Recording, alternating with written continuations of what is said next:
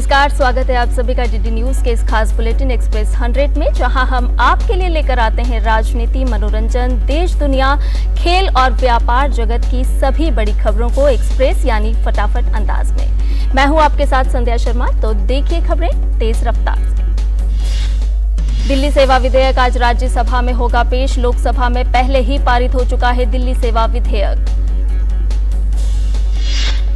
केंद्रीय गृह एवं सहकारिता मंत्री अमित शाह लोकसभा द्वारा पारित राष्ट्रीय राजधानी क्षेत्र दिल्ली सरकार अधिनियम 1991 और संशोधन करने वाले विधेयक पर राज्यसभा में विचार करने और इसे पारित करने का रखेंगे प्रस्ताव। दिल्ली सेवा विधेयक राष्ट्रीय राजधानी में सेवाओं के नियंत्रण पर अध्यादेश की जगह लेगा। इसे आज राज्यसभा के एजेंडे में प्रश्नकाल के बाद अंतिम विचार के लिए किया गया है सूचीबद्ध।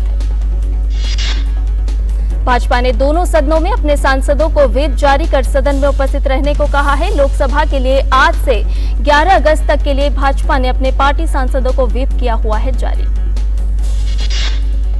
दिल्ली सेवा विधेयक को लेकर कांग्रेस ने अपने राज्यसभा सांसदों को आज सदन में मौजूद रहने के लिए 3 लाइन का व्हिप जारी किया है।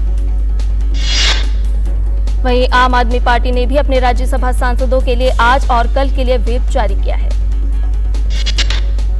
राज्यसभा में जन्म और मृत्यु पंजीकरण संशोधन विधेयक 2023 भी सदन में पेश किया जाएगा। गृह मंत्री अमित शाह राज्यसभा में विचार और पारित कराने के लिए सदन में रखेंगे विधेयक। लोकसभा में डिजिटल व्यक्ति डेटा संरक्षण विधेयक 2023 को चर्चा और पारित कराने के लिए सदन के पटल पर रखा जाएगा।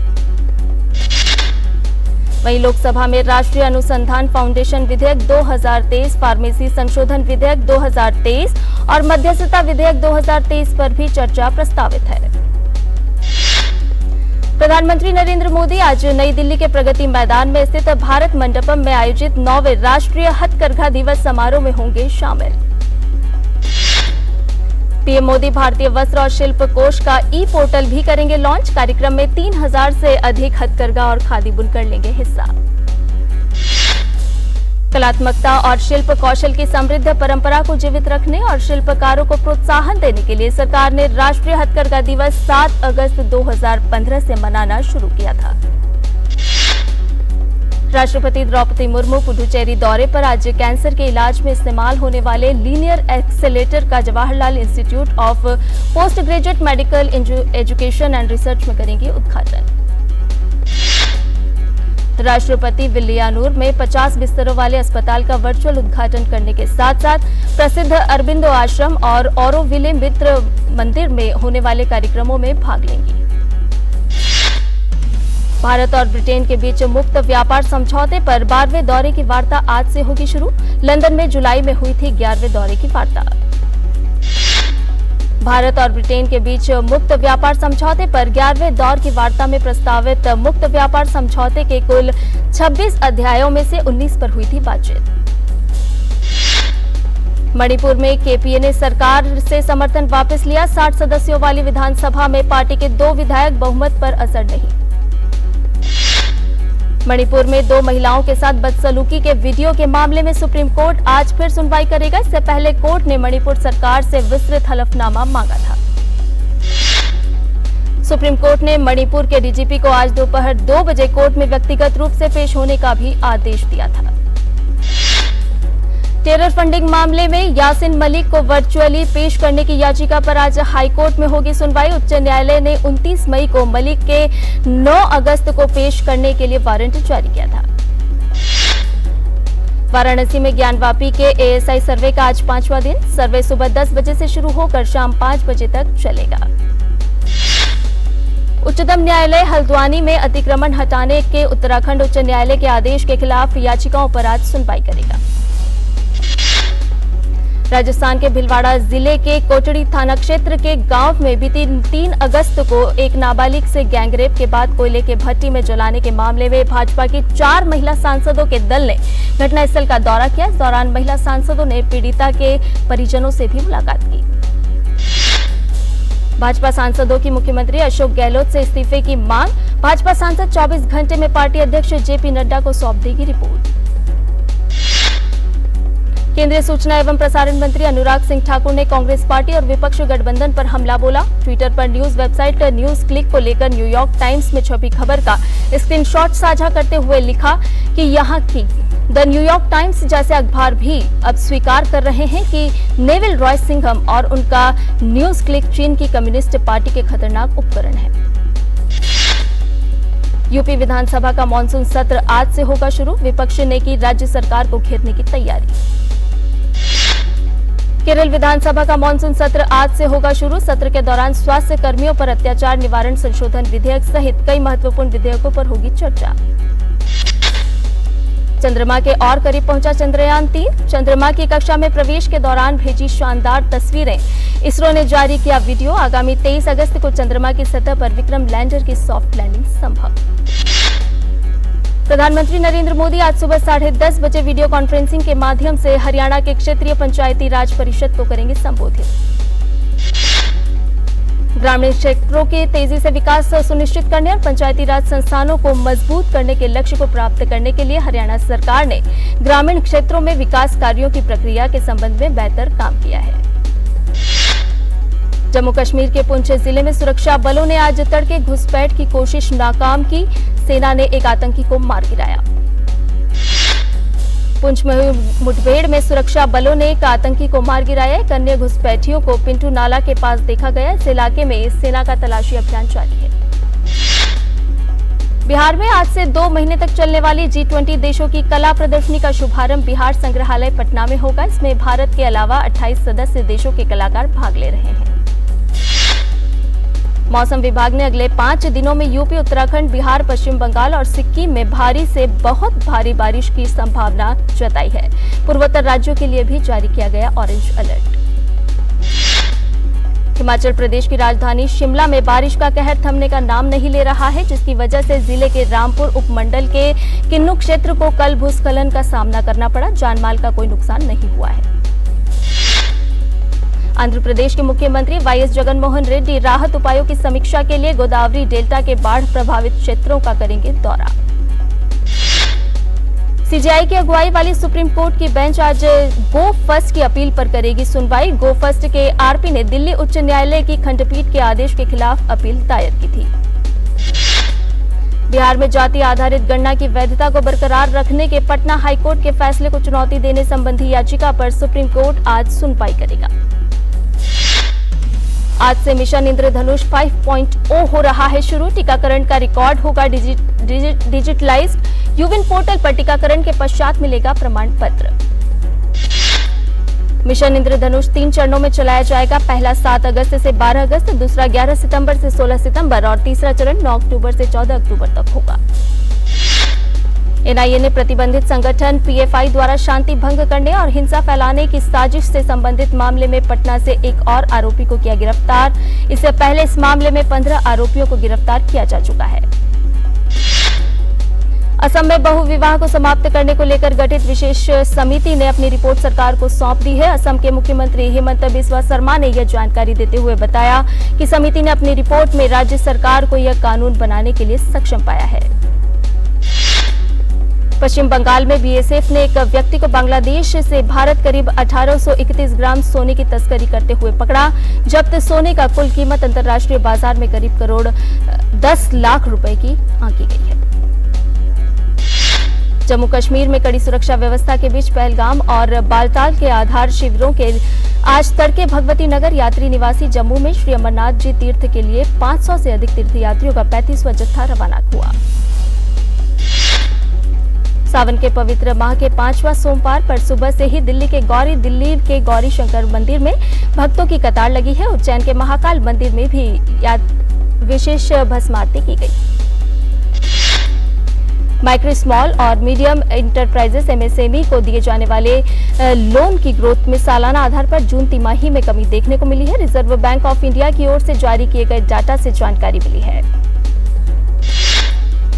विदेशी संस्थागत निवेशक एफआईआई अगस्त के पहले सप्ताह में पूंजी बाजार में शुद्ध बिकवाल रहे। 5 महीने तक लगातार लिवाल रहने के बाद उन्होंने समीक्षाधीन सप्ताह में करीब 2000 करोड़ रुपए के शेयर बेचे। बाजार पूंजीकरण के लिहाज से शीर्ष 10 सबसे मूल्यवान कंपनियों में 7 का संयुक्त बाजार मूल्यांकन पिछले सप्ताह 1 लाख करोड़ से ज्यादा घट गया है। इस दौरान भारतीय स्टेट बैंक एसबीआई को सबसे अधिक नुकसान हुआ है। पब्लिक सेक्टर बैंकों पीएसबीएस की ओर से वित्त वर्ष की पहली तिमाही में शानदार प्रदर्शन किया गया है। बैंकों का मुनाफा जून तिमाही में बढ़कर 34,774 करोड़ रुपए हो गया है। एक साल पहले अप्रैल जून तिमाही के बीच 12 सरकारी बैंकों को 15,306 करोड़ रुपए का मुनाफा हुआ था। आरआईएल मुकेश अंबानी के चेयरमैन और प्रबंध निदेशक सीएमडी का कार्यकाल 5 साल के लिए आगे बढ़ाना चाहती है। कंपनी ने बताया कि विशेष प्रस्ताव में रिलायंस ने मुकेश अंबानी को अप्रैल 2029 तक कंपनी का चेयरमैन नियुक्त करने के लिए शेयरधारकों की मंजूरी मांगी है। और बुलेटिन में फिलहाल लेते हैं एक ब्रेक। आप देखते रहिए DD news.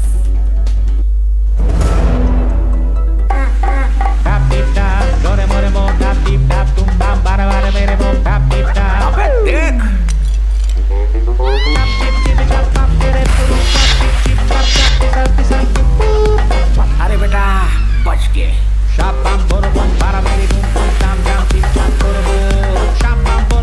You got to be careful. बारिश है, सड़कें बदलेंगी। Switch to Seat. बेटा change soon. It's monsoon. और ब्रेक के बाद एक बार फिर से आपका डीडी न्यूज में स्वागत है। देश की सबसे बड़ी कंपनी रिलायंस इंडस्ट्रीज ने पिछले 3 साल में सरकारी खजाने में 5,653 करोड़ रुपए जमा कराए हैं। ये राशि टैक्स के तौर पर जमा कराई गई है। वित्त वर्ष 2022-23 में रिलायंस ने 1.77 लाख करोड़ रुपए चुकाए हैं। इस कारोबारी हफ्ता में मेन बोर्ड के साथ एक एमएसआई आईपीओ खुलने जा रहा है। टीवीएस सप्लाई चेन सॉल्यूशन के आईपीओ ने 10 अगस्त से लेकर 14 अगस्त तक और श्रीवारी मसाले और फूड्स के एएसआई आईपीओ में 7 अगस्त से लेकर 9 अगस्त तक निवेशक बोली लगा सकते हैं। फूड डिलीवरी प्लेटफॉर्म स्विगी के बाद अब जोमेटो में से भी खाना मंगाना महंगा पड़ सकता है। ऐसा इसीलिए क्योंकि जोमेटो भी अब अपनी प्रतिद्वंदी कंपनी स्विगी की राह पर चल पड़ी है। स्विगी के बाद जोमेटो ने भी ग्राहकों के प्लेटफॉर्म फीस वसूलना शुरू कर दिया है। पाकिस्तान के सिंध प्रांत में हुए रेल हादसे के बाद बचाव कार्य पूरा कर लिया गया है और पटरियों को चालू करने का काम शुरू कर दिया गया है। इस हादसे में 30 लोगों की मौत हो गई जबकि 80 से ज्यादा लोग घायल हुए हैं। हादसा सहारा रेलवे स्टेशन के नजदीक हुआ। यह स्टेशन शहजादपुर और नवाब शाह के बीच स्थित है। हादसे में प्रभावित लोगों को नवाब शाह के मेडिकल अस्पताल में भर्ती कराया गया है। सांगड़ जिले के डिप्टी कमिश्नर मोहम्मद इसाक ने 30 लोग के मारे जाने की पुष्टि की और बचाव कार्य 4 घंटे में पूरा हुआ। सऊदी अरब ने बयान जारी कर कहा है कि यूक्रेन संघर्ष पर जेद्दा में आयोजित शांति वार्ता बिना किसी नतीजे के कल समाप्त हो गई है। वार्ता में रूस को छोड़कर चीन, भारत, संयुक्त राज्य अमेरिका और यूरोपीय देशों सहित 40 से अधिक देशों ने भाग लिया था। यूक्रेन और उसके सहयोगियों ने कहा है कि यह वार्ता उन सिद्धांतों के लिए व्यापक अंतर्राष्ट्रीय समर्थन हासिल करने का एक प्रयास थी जिन्हें कीव शांति का आधार बनाना चाहता है।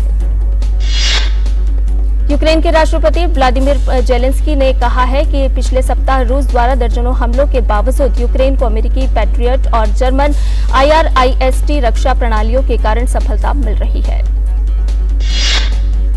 जेलेंस्की ने दावा किया कि यूक्रेन ने पिछले सप्ताह रूस पर हमला कर एक महत्वपूर्ण आर्मी बेस कैंप को नष्ट कर दिया है जिसमें विभिन्न प्रकार की 65 मिसाइलें और 87 शहीद सहित 178 हमलावर ड्रोन शामिल हैं।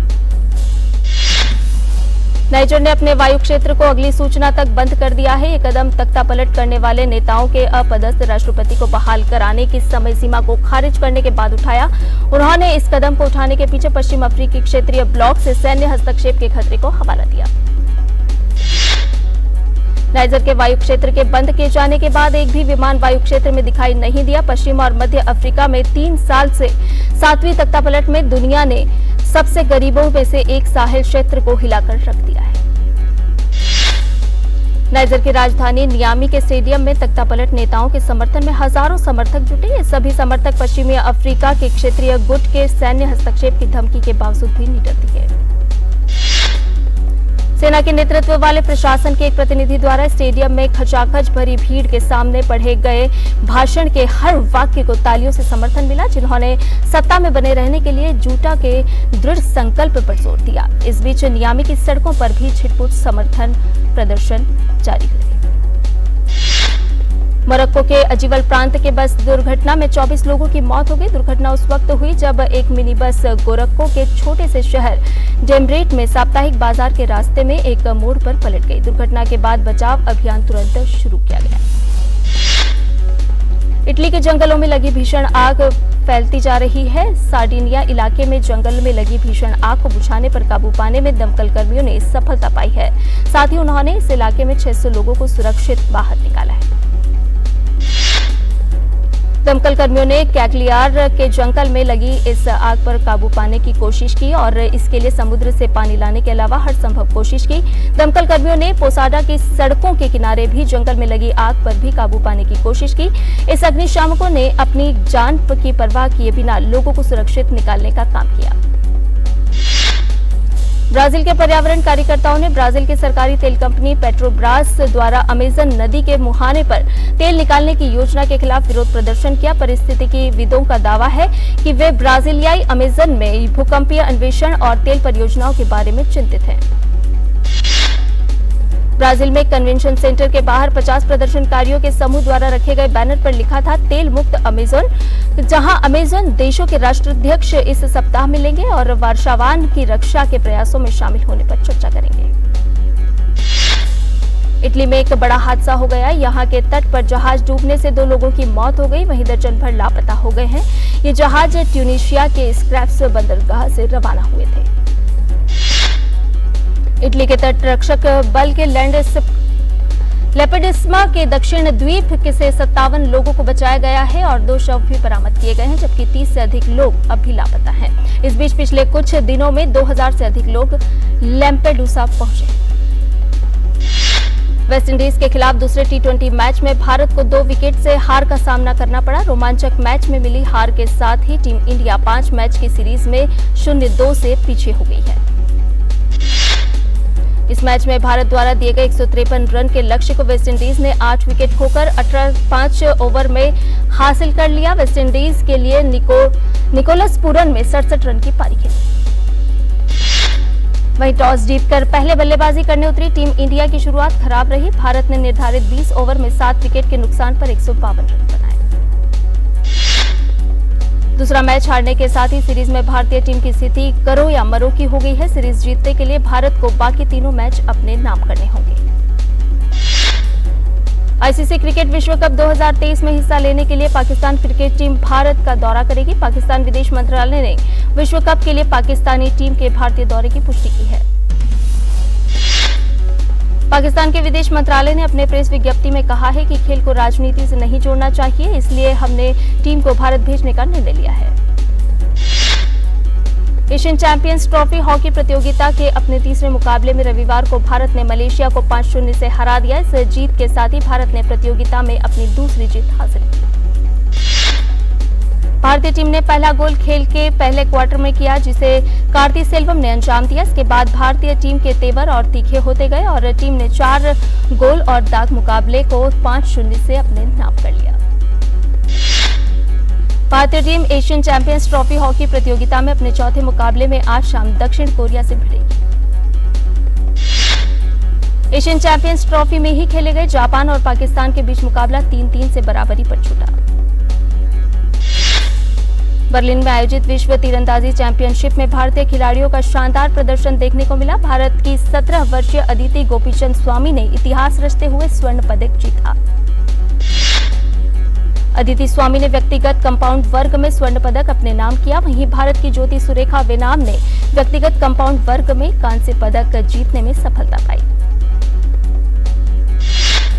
पुरुषों के कंपाउंड वर्ग में ओजस देवताले ने स्वर्ण पदक पर कब्जा किया। नागपुर के रहने वाले ओजस पुरुषों की व्यक्तिगत कंपाउंड स्पर्धा में स्वर्ण जीतने वाले पहले भारतीय तीरंदाज हैं। Olympic champion gymnast Simone Biles ने 2 साल के ब्रेक के बाद जीत के साथ वापसी की। उन्होंने टोक्यो ओलंपिक के बाद अपने पहले इवेंट में भाग लेते हुए यूएस क्लासिक में जीत दर्ज की। महिला फीफा विश्व कप में जापान ने नॉर्वे को 3-1 से हराकर चौथी बार विश्व कप के क्वार्टर फाइनल में जगह बनाई है। जापान के फुटबॉल फैंस ने अपनी टीम के महिला फीफा विश्व कप क्वार्टर फाइनल में पहुंचने का जमकर जश्न मनाया। इस स्पेन ने इतिहास में पहली बार फीफा महिला विश्व कप के क्वार्टर फाइनल में जगह बनाने में कामयाबी हासिल की है। स्पेन के फुटबॉल प्रशंसकों ने स्विट्जरलैंड के खिलाफ मिली 5-1 की शानदार जीत का जश्न मनाया। पेरिस की सेन नदी में होने वाली प्री ओलंपिक स्विमिंग टेस्ट प्रतियोगिता को रद्द कर दिया गया है। अंतर्राष्ट्रीय तैराकी संघ ने घोषणा की है कि यह प्रतियोगिता सेन नदी में प्रदूषण के चलते रद्द की गई। माना जा रहा है कि तेज बरसात के कारण सेन नदी में नालों का काफी पानी भर गया था। सेन नदी में ओलंपिक के दौरान ट्रायथलॉन और मैराथन स्विमिंग के मुकाबले आयोजित किए जाएंगे। फिल्म रॉकी और रानी की प्रेम कहानी ने 9वें दिन ओपनिंग से भी ज्यादा कमाई की। फिल्म में आलिया और रणवीर की केमिस्ट्री लोगों को जितनी पसंद आ रही है, उतनी फैमिली ड्रामा भी माहौल बना रहा है। इस फिल्म ने द कश्मीर फाइल्स और केरला स्टोरी से भी ज्यादा कमाई कर ली है। फ्रेंडशिप डे पर अनुपम खेर को अपनी जिगरी दोस्त सतीश कौशिक की याद आई। अनुपम ने अपने इंस्टाग्राम पर सतीश कौशिक के साथ एक तस्वीर शेयर की जिसमें लिखा हैप्पी फ्रेंडशिप डे। आज सतीश की कुछ ज्यादा ही याद आ रही है। डॉक्यूमेंट्री द एलिफेंट विपर्स में अपने बेहतरीन काम के लिए पहचान बनाने वाले आदिवासी कपल बोमन और बेली ने निर्देशक कार्तिकी गोंसाल्स से सिक्या एंटरटेनमेंट पर गंभीर आरोप लगाए हैं। कपल ने मेकर्स पर वित्तीय शोषण और उत्पीड़न का आरोप लगाया है। सनी देओल अपनी अपकमिंग फिल्म गदर 2 को प्रमोट करने के लिए अमृतसर पहुंचे, जहां अटारी वाघा बॉर्डर पर जवानों के साथ वक्त बिताने के बाद एक्टर ने गोल्डन टेम्पल में दर्शन किए। फिल्म गदर 2 11 अगस्त को रिलीज होगी। बॉलीवुड के जाने माने अभिनेता धर्मेंद्र इन दिनों गांव में अपना क्वालिटी टाइम बिता रहे हैं। धर्मेंद्र इन दिनों अपनी फिल्म रॉकी और रानी की प्रेम कहानी को लेकर चर्चा में है। भोजपुरी सिनेमा के जाने माने अभिनेता प्रिंस सिंह राजपूत और अभिनेत्री पायस पंडित की आने वाली फिल्म मैं तेरे इश्क में का ट्रेलर रिलीज हो गया है। फिल्म के ट्रेलर को लेकर प्रिंस सिंह राजपूत ने कहा कि जितना ट्रेलर से दिखा है उससे कहीं ज्यादा फिल्म में है। फिल्मकार अनिल शर्मा का कहना है कि उनकी आने वाली फिल्म गदर 2 में एक्शन सीन के लिए वीएफएक्स के बजाय रियल एक्शन सीन इस्तेमाल किए गए हैं। गदर एक प्रेम कथा के सीक्वल गदर 2 में एक बार फिर से सनी और अमीषा की जोड़ी नजर आएगी। अभिनेत्री श्रीदेवी की बेटी खुशी कपूर की आने वाली फिल्म द आर्चीज से उसका फर्स्ट लुक रिलीज हो गया है। जोया अख्तर की फिल्म द आर्चीज के साथ शाहरुख खान की बेटी सुहाना खान, खुशी कपूर और अमिताभ बच्चन की नाती अगस्त नंदा डेब्यू करेंगे। बॉलीवुड अभिनेत्री कंगना रनौत की आने वाली फिल्म चंद्रमुखी 2 से उनका लुक रिलीज हो गया है। चंद्रमुखी 2 का निर्देशन पी वासु ने किया है। यह फिल्म रजनीकांत की सुपरहिट फिल्म चंद्रमुखी के सीक्वल है। दक्षिण भारतीय फिल्मों के सुपरस्टार धनुष की आने वाली फिल्म तेरे इश्क में की शूटिंग नवंबर 2023 से शुरू होगी। जाने माने निर्देशक आनंद एल राय धनुष को लेकर फिल्म तेरे इश्क में बनाए जा रहे हैं। और एक्सप्रेस न्यूज में फिलहाल इतना ही। हमें दीजिए इजाजत। नमस्कार।